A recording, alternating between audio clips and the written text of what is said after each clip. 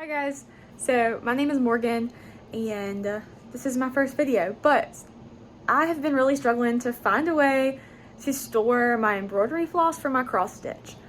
I tried bobbins, wasn't a huge fan of them, and so discovered these floss drops, and I'll show them to you in just a second. But so what I want to show you is just kind of the process I'm going through that I've seen some other YouTubers do, and I want to see if it can make handling my floss a little bit easier. So let me show you a couple of things and I'll show you kind of the process of what I'm doing. Alright guys, so like I was saying, excuse any marks you see, like this paint right here. But so this is the way I'm going to be storing my floss. Really want to give it a try. I found these floss drops from an Etsy shop that I will link in the description, and it's called EldritchOwl, and it's super cute. She sent me this really sweet card. It says, "Happy stitching, Morgan. Thank you for your order." And it says, "P.S. Don't forget to remove the protective film before use." So let me show you up close. These are the floss drops that I'm using. There's a blank one right there. So they're a thin, I guess like plasticky material. But they have this nifty little spot right here that pops out. This is it right here, where you can put the labels from your floss. And I think that is wonderful because I have really bad handwriting and the stickers fall off, but I think these are going to work really well. So this is DMC Floss that I'm using. And what I've done, I've cut it to length, put it on my floss drop, and I have braided it and then tied it at the end down here with a little piece of black string. Again, excuse the paint, but little piece of black string at the bottom. So this is the first one I did, and this one right here, and it's braided a little bit tighter than I think it should be. I think this one's perfect over here. It's loose. So what I'm going to do is show you kind of my process of how I cut my floss. All right, so the lighting here is going to be awful, and I apologize for that.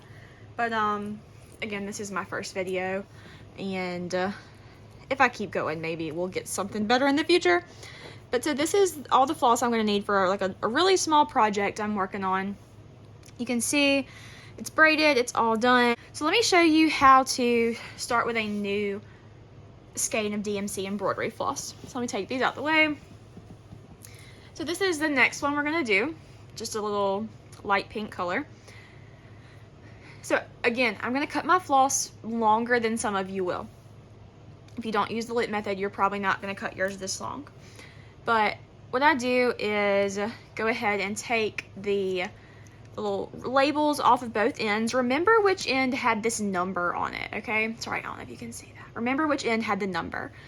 So that end, I'm going to grab the loose piece of embroidery floss.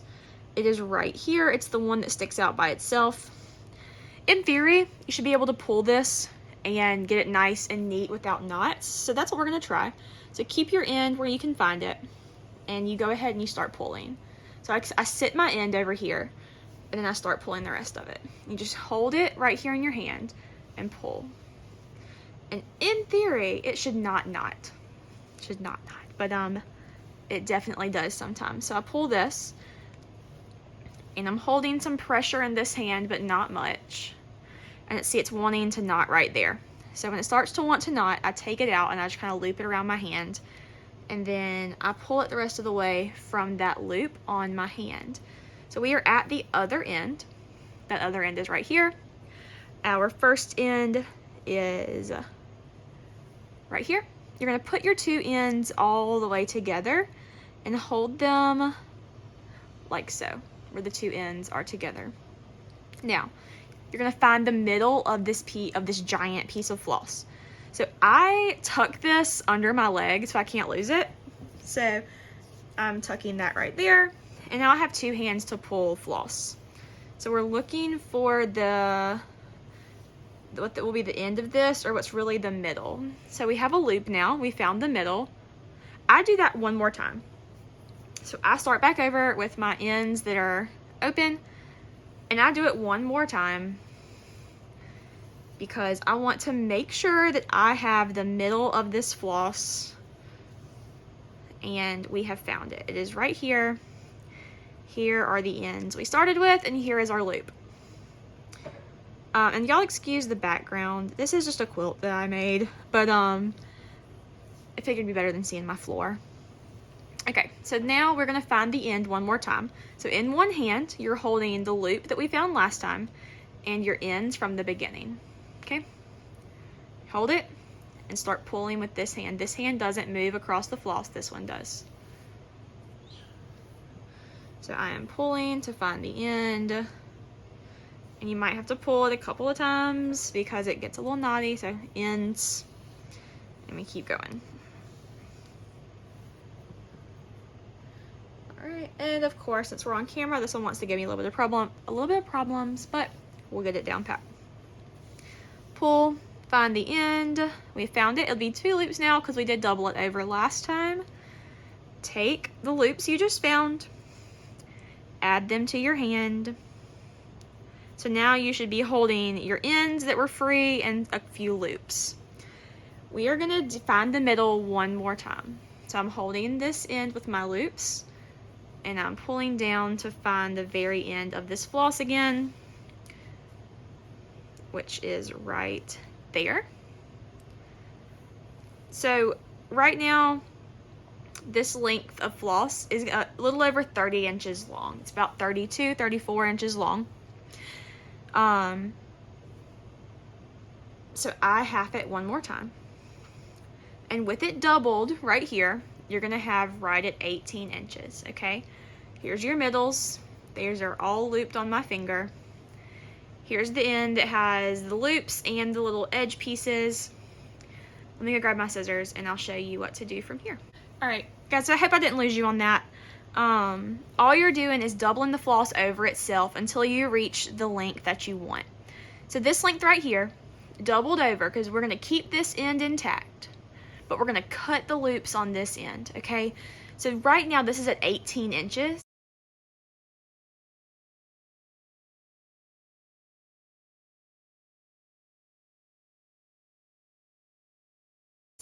This is 18 inches. So this is a good working length. Most people like to work between 12 and 18 inches.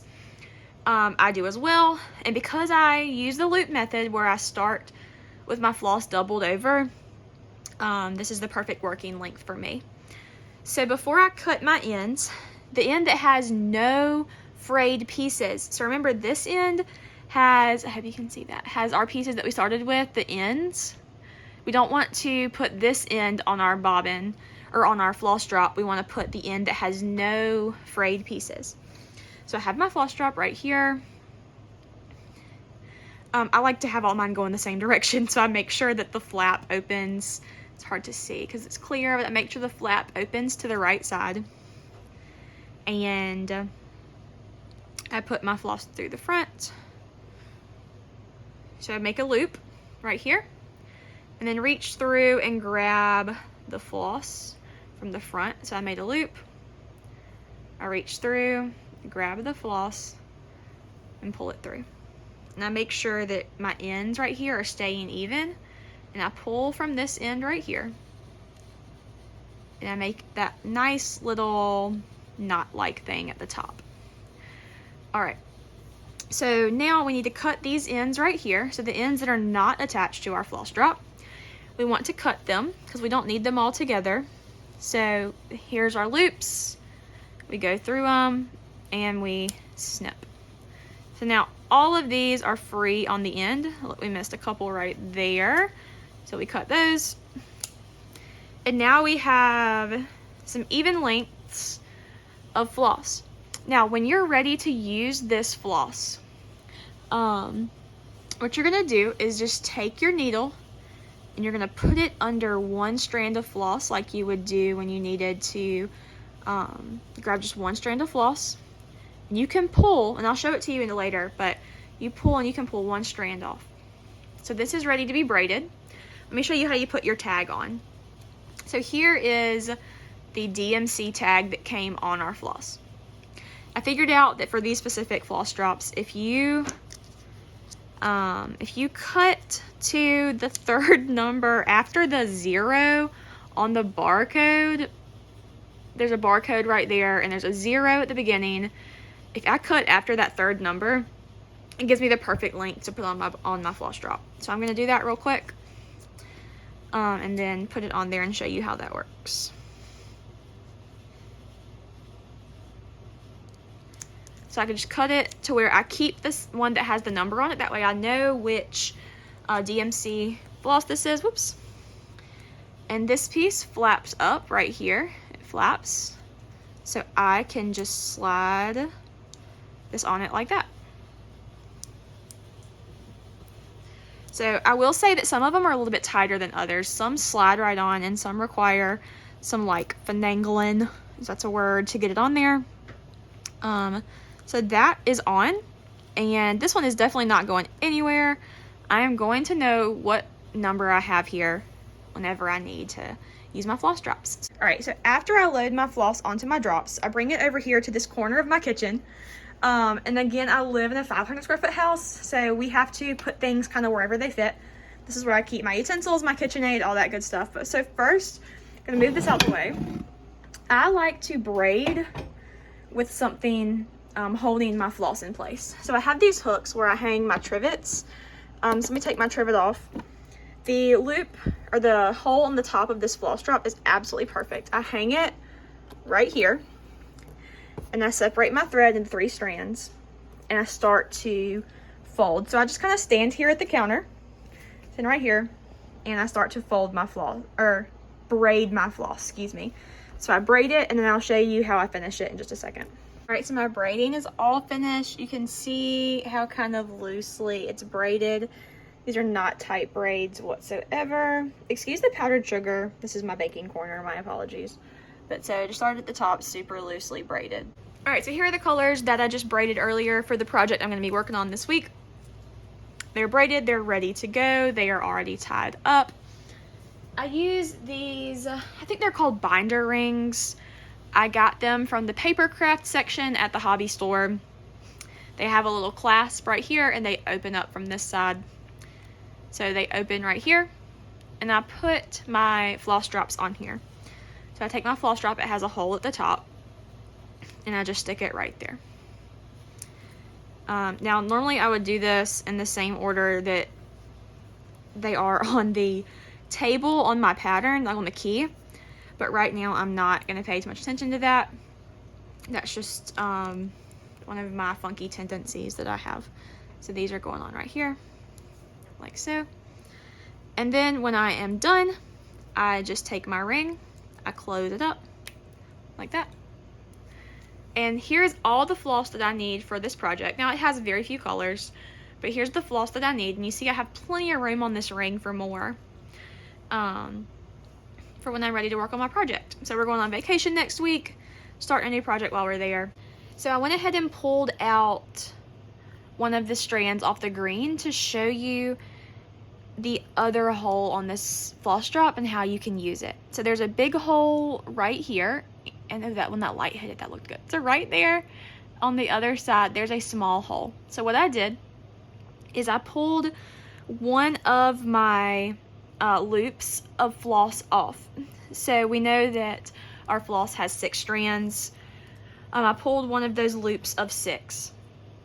So if you sometimes need 6 strands, you might not want to pull one strand out of here and not realize which one you pulled it from, and then you need it later and you only have 5. So what I did, pulled one strand off. I'm going to go ahead and loop it in half. So I have my ends right here and a loop right here. This is going to be my working floss, okay? So this is where I'm going to pull my single strands from. And I'm going to show you how I pulled this off in just a second. Oops, low power mode on my phone. Okay, we'll be quick. So I pulled this off. So this is what I'm going to be pulling my strands from. And when I run out of this, I'll pull another one out from my main braid. But so this I'm going to put onto the side right here. So if I was just bobbing, or if I was just putting these floss drops together with just new floss that I wasn't about to use, I would not go ahead and do this. But because I'm about to start this project and I need some working floss, I went ahead and pulled this off. So there's that little hole in the side right there. I'm going to put my working floss there. So I'm just going to do the same thing I did before with the loop. I'm going to put it through right there, through the hole. Well, I say I am. This is worse than thread the needle. All right, it's not that bad. But, so I put it through. I made my loop. Gonna reach through my loop and grab the floss. So I have my loop on the back. I grab my floss and I pull it. So now I have all this floss right here that is going to be used later, and I have this that I can go ahead and pull a single strand from. So let me show you how that works. So I have my needle right here, and I'm going to go to my working floss right here. I'm going to take my needle and I'm going to find a single strand of floss. So right here, I have a single strand. So when I do this, I'm going to put it where you can see it, because you're going to think, oh my goodness, it's going to knot like crazy. And let me tell you, the first time I did this, I was so scared, because I put all this work into putting floss onto a floss drop, and I was so worried it's going to knot, but it really doesn't. So I have one strand right here. So I'm going to pull this off to thread my needle to start my project. Watch this. I pull it straight up. It balls up in my hand and I start to freak out because I think it's going to knot. But the second I pull it out, it is perfectly straight again. Okay? So then I have my my piece of floss right here that I can start working with, and it is just super, super helpful. Now, let me show you how this works when it comes to pulling off that working floss. So let me get this out of our way so that it's not distracting us. Okay. So on this bobbin, I'm gonna lay my needle down for a second. On this bobbin, we have these pieces right here that are looped around.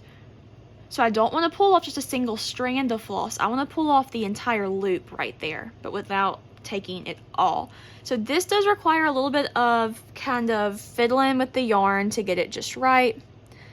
But sorry, and I keep pulling things off camera and I apologize. But so if you see right here, I have one piece of floss, or one entire strand of floss that's all 6 strands together.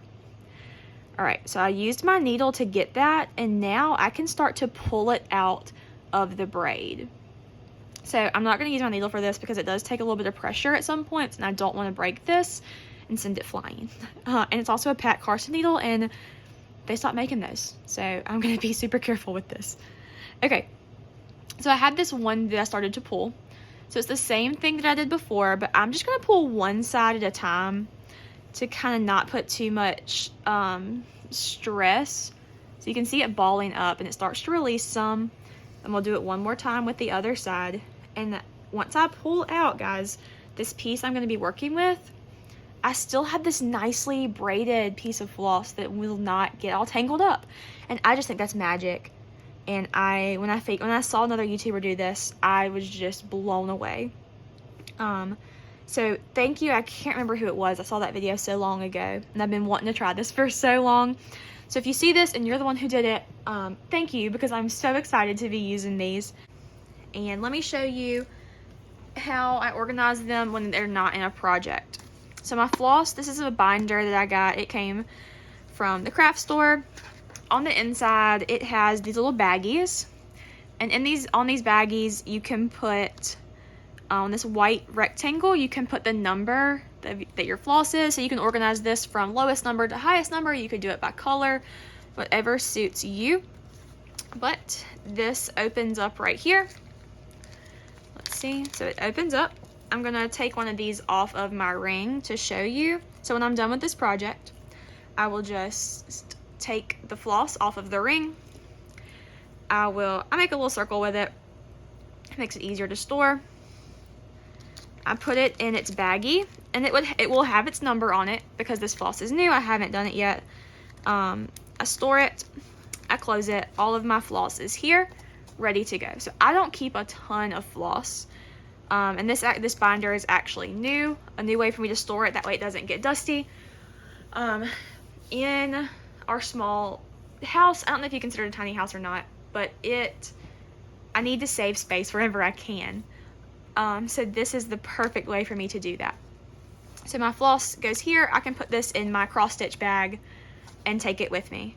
And I absolutely love it already. And I can't wait to go on our trip and start to use these. So if you have any questions, please put them down in the comments. This is my first video. Hopefully in the future they will get better if I keep continuing to make them. But I did see that there weren't many videos about storing floss on floss drops and then how to store your floss drops. So I wanted to show y'all these. I will link the Etsy shop in the description. Any questions, please let me know. And y'all have a blessed day.